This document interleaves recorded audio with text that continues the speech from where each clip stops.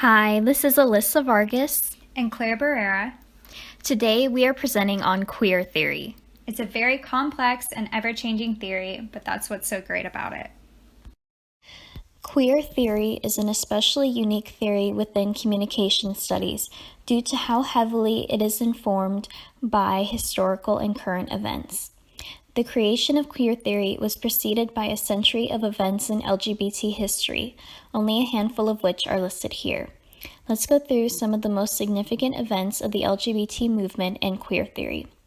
In 1895, Oscar Wilde was tried for gross indecency after his affair with Lord Alfred Douglas was made public.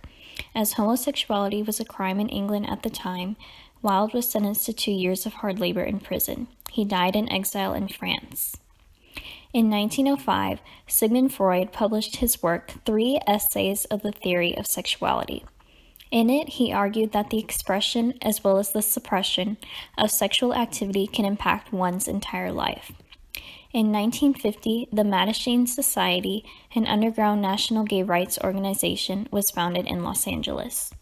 In 1955, Allen Ginsberg published his epic poem Howl, which epitomized the radical queer man of the Beat generation. In 1969, the Stonewall Riots occurred. Also called the Stonewall Uprising, patrons and employees of the Stonewall Inn, a gay club in Greenwich Village in New York City, protested for 6 days in reaction to the violent raiding of the club by police. The Stonewall Riots were pivotal to re-energizing LGBT activism and led to the formation of national organizations including the Human Rights Campaign. A year after the riots occurred, thousands marched on a route from Stonewall Inn to Central Park in what was dubbed Christopher Street Liberation Day, the first gay pride parade in the United States. In 1973, the American Psychiatric Association removed homosexuality from its list of mental disorders. In 1976, Michel Foucault published The History of Sexuality. He argued that, though the gay community was beginning to achieve freedoms, conversations of sexuality were still dominated by old, rich white men and needed to be expanded societally. The 1980s saw the AIDS epidemic take hold in the United States. Derogatorily labeled the gay disease because its victims were primarily gay men, the epidemic caused a massive shift in gay and lesbian studies from a theoretical focus to one of urgent, steadfast activism in efforts to save as many lives as possible. In 1985, GLAAD, the Gay and Lesbian Alliance Against Defamation, was formed to protest negative representation of gay and lesbian people in media and entertainment. In 1990, the organization ACT UP, the AIDS Coalition to Unleash Power, was founded and organized protests to bring attention to the AIDS crisis. Queer Nation, the first publication of its kind, reclaimed the slur queer and transformed it into a collective identity of pride. Also in 1990, Judith Butler published Gender Trouble, which deconstructed masculinity and femininity and argued that gender is a performance that individuals should be able to freely navigate without constraint. The same year, Eve Sedgwick published The Epistemology of the Closet, which maintained that queer theory not only challenges the homosexual and heterosexual divide, but also all ways of thinking. In 1991, Teresa de Lauretis organized the first academic conference around queer theory. In 2011, Don't Ask, Don't Tell, a 2003 policy that barred openly gay, lesbian, and bisexual people from serving in the military, was repealed. In 2015, the U.S. Supreme Court legalized same-sex marriage. Recently in 2020, the U.S. Supreme Court ruled that gay and trans workers are protected from employment discrimination under the Civil Rights Act of 1964. Let's examine the etymology of the word queer, as the word itself has held a very strong connotation throughout history. The Oxford English Dictionary provides the following definition of queer: strange, odd, peculiar, eccentric in appearance or character. Also of questionable character, suspicious, dubious. The word queer is thought to come from the Old Germanic word quer, meaning cross, oblique, squint, perverse, wrong-headed. As our textbook explains, historically, the term queer has carried a variety of meanings. It has meant something strange or unusual, something quirky. It has referred to negative characteristics, such as madness, that lie outside social norms. Most important for our purposes here, it has been a term of derision to refer to gays and lesbians. Reclaimed from its intensely negative origins in the late 1980s, the word queer is now proudly used as an umbrella term for people who are not heterosexual and/or not cisgender. The concept of identity is tantamount to queer theory. As queer identities have and continue to face discrimination, those within the queer community continuously choose whether to disclose or conceal their sexuality depending on the people and/or contexts they encounter on a daily basis. In the study, The Invisible Work of Closeting, a qualitative study about strategies used by lesbian and gay persons to conceal their sexual orientation, by Christy Malterud and Mari Bjorkman, the researchers interviewed LGBT subjects on their closeting practices and determined that the subjects' stories challenge a dichotomous notion that people are either in the closet, concealing their sexual orientation, or out in the open, having once and forever disclosed their preferences. Our analysis has revealed that people with a lesbian or gay orientation have a broad repertoire of strategies to go in and out of the closet, appearing as actions rather than being. The concepts being open and being in the closet seem inaccurate, and the verbs disclose and conceal may preferably be used to articulate these contextual and situational performances. In the study, Revealing and Concealing Difference, a critical approach to disclosure and an intersectional theory of closeting, researchers James McDonald, Kate Lockwood Harris, and Jessica Ramirez perfectly state how queer theory works to allow more people to open about their identity, writing, "Difference is related to power, because some forms of difference, such as monogamous heterosexuality, are privileged and normalized, whereas others, such as same-sex desire, remain stigmatized and non-normative. Queer theory explicitly celebrates these non-normative and stigmatized differences by challenging the processes through which certain differences become normalized and privileged." Teresa De Lauretis is credited for organizing the first academic conference centered around queer theory. Her essay, Queer Theory, Lesbian and Gay Sexualities, which served as the introduction for the 1990 issue of the journal Differences, introduces queer theory as a unifying framework encompassing both lesbian and gay studies and allowing insights to be shared amongst both groups. De Lauretis also envisioned the greater inclusion of work from non-heterosexual persons of color under the pioneering field of queer studies, and hoped for a greater sense of community among scholars studying non-normative sexual identities. She writes, "The term queer theory was arrived at in the effort to avoid all of the fine distinctions in our discursive protocols, not to adhere to any of the given terms, not to assume their ideological liabilities, but instead to transgress and transcend them, or at least to problematize them." It's important to note that queer theory rests on gender theory and gender studies. A key concept in queer theory is that it rejects fixed gender categories and argues that sexual orientations and identities are fluid, complex performances rather than essential, stable aspects of identity. The Littlejohn text asserts another one of the key concepts in queer theory is that queer theory challenges heteronormativity, the institutions, structures, and practices that privilege heterosexuality. Heteronormativity is a worldview that promotes opposite-sex gendered relationships as normal and preferred, which is reinforced through institutional arrangements and social norms. Basically, women should only date men and men should only date women. Law, societal norms, and representation have a history of upholding this belief. Adrienne Rich published an essay in 1980 titled Compulsory Heterosexuality and Lesbian Existence. She suggests that heterosexuality is a political institution aimed at advancing male status in society. Basically, her argument is that women have been conditioned by society to yearn for men's approval, leading women, even queer women, to have a preference for relationships with men. This leads women to devalue the importance of their relationships with other women.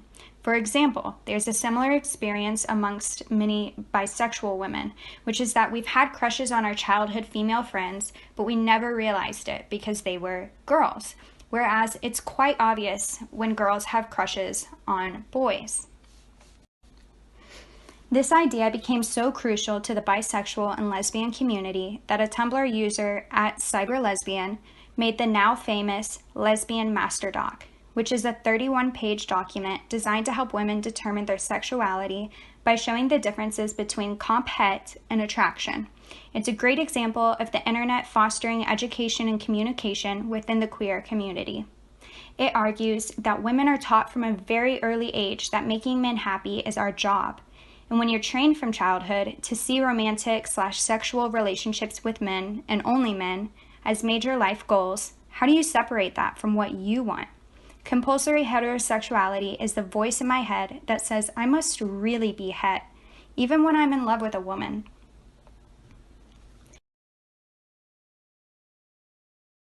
One of the key figures in gender studies and queer theory is American philosopher and gender theorist Judith Butler, who is a lesbian woman.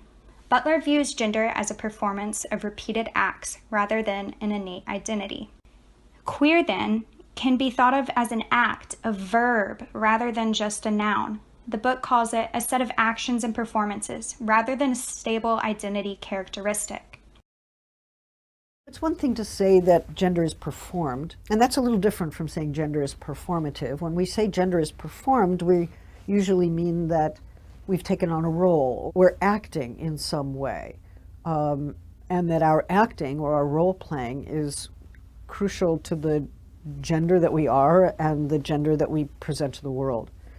To say that gender is performative is a little different, because for something to be performative means that it produces a series of effects. We act and walk and speak and talk in ways that consolidate an impression of being a man or being a woman. Drag is a really important topic in queer theory. In a critical introduction to queer theory, Nikki Sullivan explains, for Butler, drag subverts the expressive model of gender and the notion of a true gender identity, because in imitating gender, drag implicitly reveals the imitative structure of gender itself, as well as its contingency. With this in mind, I want to go back to the textbook's reference of Stephanie Young. Young explains that queer theory is about interrogating discourses of the deviant, the perverse, the stigmatized, the taboo, the grotesque, the non-normative, the sexual other. These two ideas of drag and the grotesque are incredibly exemplified by the Boulet brothers' reality competition show, Dragula. In this competition, each episode has a theme and two challenges. First, the competitors dress in horrific drag in a runway performance. Then they participate in extermination challenges, similar to Fear Factor. For example, they're buried in coffins, they have to eat bugs and intestines, etc. Our monsters. Hi, my name is Astrid. I am 24 years old. I'm from Phoenix, Arizona. I'm a musician first, drag queen second. My drag mother is the infamous and sexual Dolly.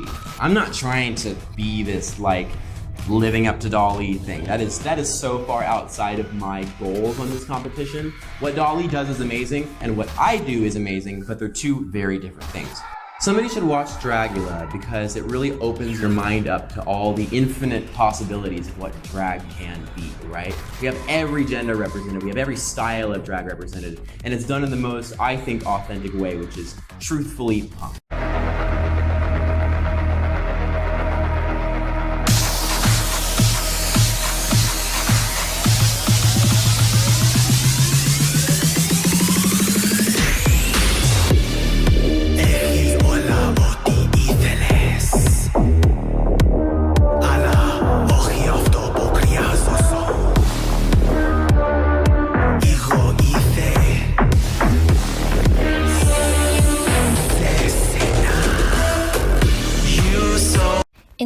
Introduction to Queer Words, Queer Images, Communication and the Construction of Homosexuality, Ringer identifies 4 goals of his anthology. To provide research findings for those interested in viewing homosexuality from a communicative perspective, to identify how research into gay and lesbian behavior informs communication theory in general, to provide a research agenda for queer studies in the future, and to explore the issues raised by the human response to homosexuality. Ringer, alongside a host of contributors, achieved these goals by examining how gays and lesbians are represented in books, on television, in politics, in athletics, and in their personal and private lives. Queer theory and communication, from disciplining queers to queering the disciplines, started as a special issue of the Journal of Homosexuality and became a book in 2003. The theorist stated, "We felt and still feel that much of the scholarly work on sexuality, either consciously or unconsciously, participates in, contributes to, and affirms the normalization of hegemonic heterosexuality as invisible, natural, given, and taken for granted." The article proposed 2 major shifts in contemporary queer theory. The first is a rejection of a minoritizing view of queer in favor of a universalizing one. The minoritizing view suggests that the homo/heterosexual definition is an issue of enormous importance for only a small, relatively fixed homosexual minority, while the universalizing view maintains that it is an issue of tremendous importance in the lives of individuals across the spectrum of sexualities. The second shift is the approach to sexual identities as multiple, unstable, and fluid social constructions intersecting with race, class, and gender, among others, as opposed to singular, stable, and essentialized social positions. This discussion of intersectionality brings us back to the Littlejohn text. Queer theory argues that sexuality cannot be disconnected from other identity categories. Instead, it shapes and is shaped by numerous social and cultural factors. Here are a few clips that exemplify the reality that all queer people experience queerness differently, and that the community has a long way to go when it comes to acceptance, visibility, and representation. Let me see you. Check that out. Make it wiggle down. Let that shit. Damn, you fine as hell. Hey yo, think I can get you? Oh my god, bro. Oh hell no, man. You know, I've never felt comfortable in a girl's body. So removing your breasts and changing yourself into a man is going to solve all your problems? Oh, I know that won't happen. But people will start to see me for who I am. You know, it just saddens me to see so many of our strong butch girls giving up their womanhood to be a man. You know, we're losing our warriors, our greatest women. And I don't want to lose you. I'm not following some trend. Why can't you be the butchest butch in the world and keep your body? Because I want to feel whole. I want the outside of me to match the inside of me. You'll be giving up the most precious thing in the world. What, my tits? No, being a woman.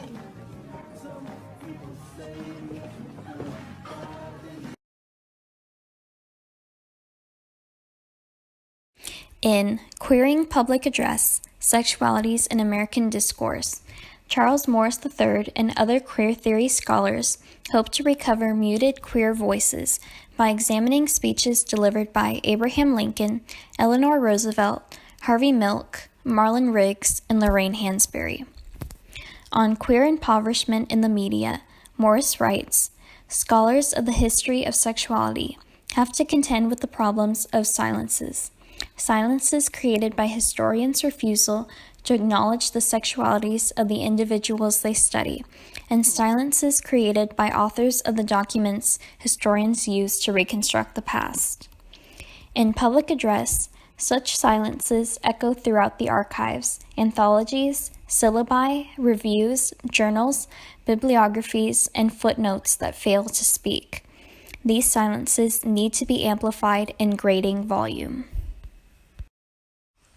In her article, Pushing Boundaries, Queer Intercultural Communication, Chavez connects queer studies and intercultural communication by identifying the following shared areas of discussion: nationalism, imperialism, international conflict, identity politics, transnational public spheres, militarism and militarization,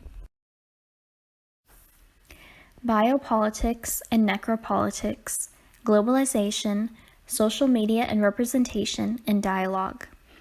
On the relationship between queer theory and intercultural communication, Chavez writes, "Queer and trans theories have been the rigorous critique of immigration policy, the prison industrial complex, and the militarization of everyday life."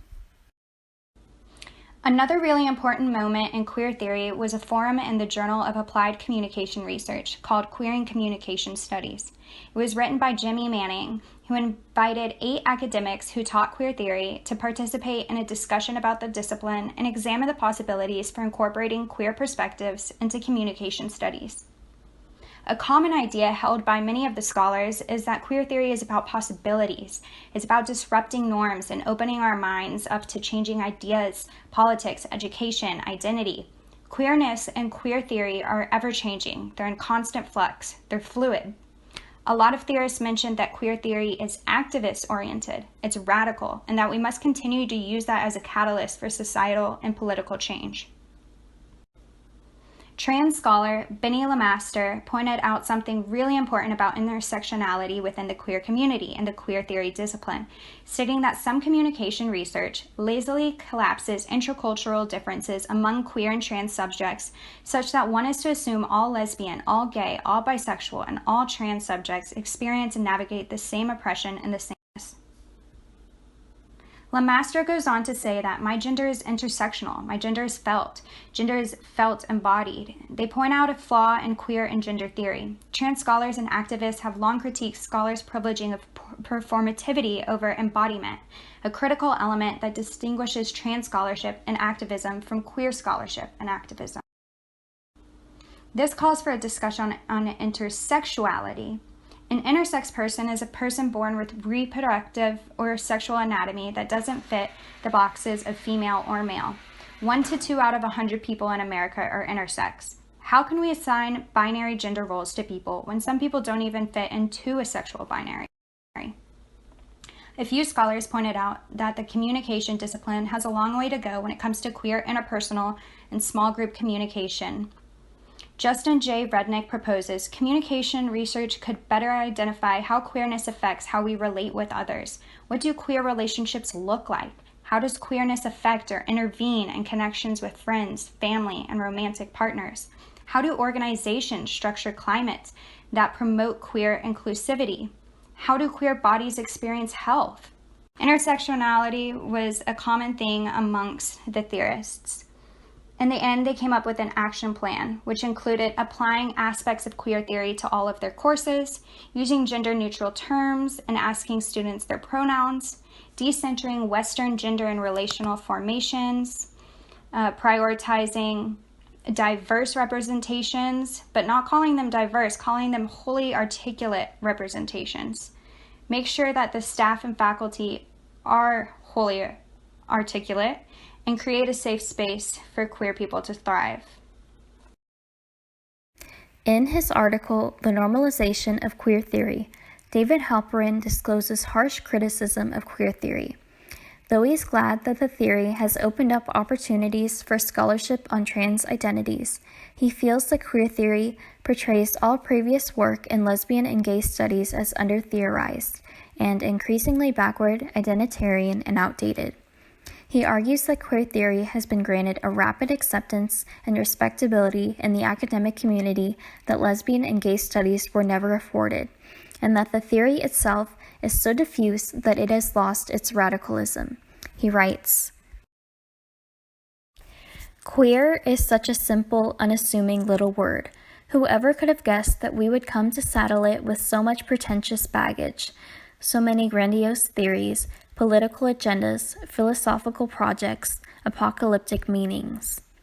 a word that was once routinely applied to lesbians and gay men as a term of abuse, now intimates possibilities so complex and rarefied that entire volumes are devoted to spelling them out.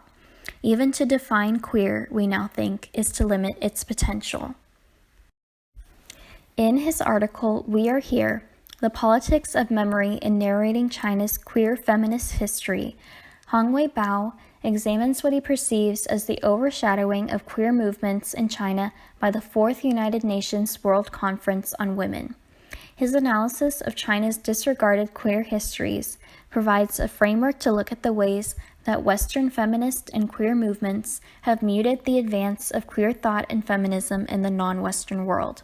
He writes, through linking Chinese queer activism to a major international conference for women, We Are Here demonstrates that it is impossible to separate sexuality from gender, queer rights from women's rights, and China from the rest of the world. Some feminist ideas, e.g. liberal feminism, travel easier and faster than others across national borders. In this process, while liberal feminism is celebrated, Marxist and socialist feminism is forgotten or erased from both historiography and public memories. Gay language and slang are a huge part of gay culture and communication. All the way back in 1927, A.J. Rosanovs explained the clannishness of homosexuals has led to the development of special slang expressions among them. Today, some more common words in the queer community include queen, slay, beat, chapstick lesbian, U-hauling, flamers, work, and so many more. It's important to note that a lot of gay slang comes from Black women and Black queer people. Now I want to talk about physical communication in the gay community. Physical appearance and wardrobe are huge parts of gay culture. Gay people love using clothing, hairstyles, tattoos, piercings, jewelry, etc. to express their queerness. Anna Marie Vanska talks about Roland Barthes' essay, Dandyism and Fashion, saying that Barthes invented queer theory since he had no alternative. Being gay meant to be closeted, and belonging to a group meant to be able to read those invisible signs. For example, a bracelet with the bisexual flag colors, or a handkerchief code, which symbolizes different gay sex interests. Vanska also mentions political clothing, such as the AIDS awareness t-shirt, Safe Sex is Hot Sex. She wrote, queer emerged as opposition to identity, and clothing played an important role in fighting homophobia. In a 2007 study, Victoria Clark and Kevin Turner built on Esther Rothblum's observation that lesbians and gay men use clothing and adornment to create a sense of group identity, to resist and challenge normative expectations, and to signal their sexual identity to the wider world or just to those in the know.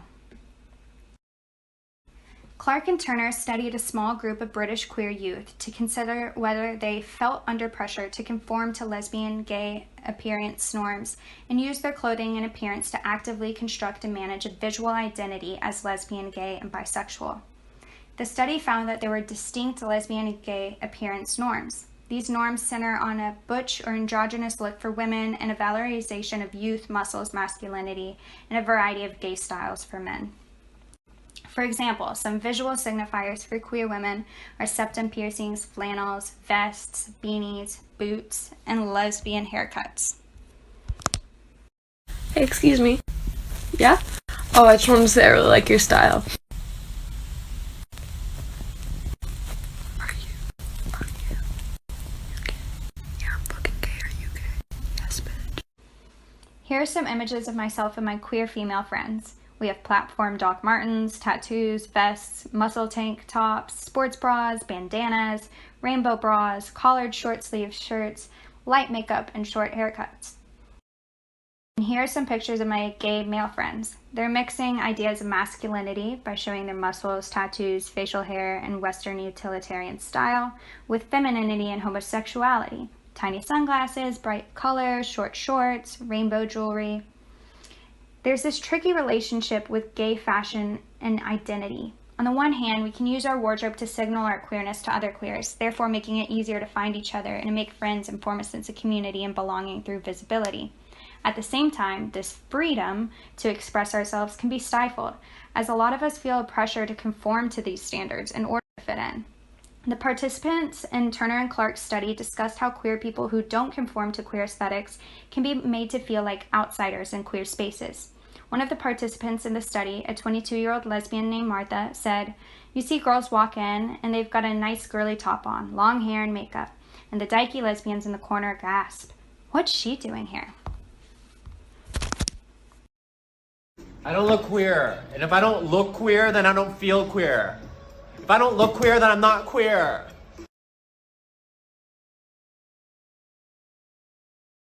Still, queer visual style can form a sense of community. As Brewer said in The Social Self, what is painful at the individual level becomes a source of pride at the group level, a badge of distinction rather than a mark of shame. We can also relate this back to reclaiming gay slurs, such as queer. If you're queer or into fashion, hear me out. Have you noticed that queer people usually have a good sense of style? Like, what's up with that? I just feel like we're more open to challenge societal norms. Because we don't fit into those boxes anyway. I don't know, guys. How you feel about this one? Media representation of queer people is a huge topic in the communication discipline. Queer representation started out as downright offensive, derogatory portrayals, and then moved to token, stereotypical representations such as Stanford and Sex and the City. Now, we have a lot more nuanced, multifaceted, authentic representations of queer identity and relationships, such as in Euphoria, Portrait of a Lady on Fire, etc. A lot of queer theory has been written on But I'm a Cheerleader and Light. We're gaining traction. In 2019, GLAAD found that 18.6% of films from the major studios that year contained queer characters. However, the representations of queer people are still largely white and male. Still, a lot of work has been written about queer film studies, which aims to contribute to changing societal norms by providing visibility for diverse queer representation.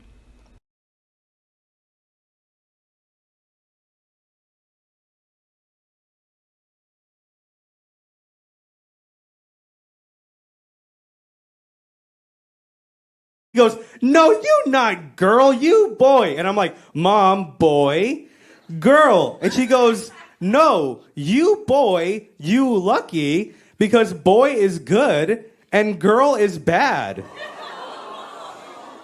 And I go, "Why?" And she goes, "I don't know."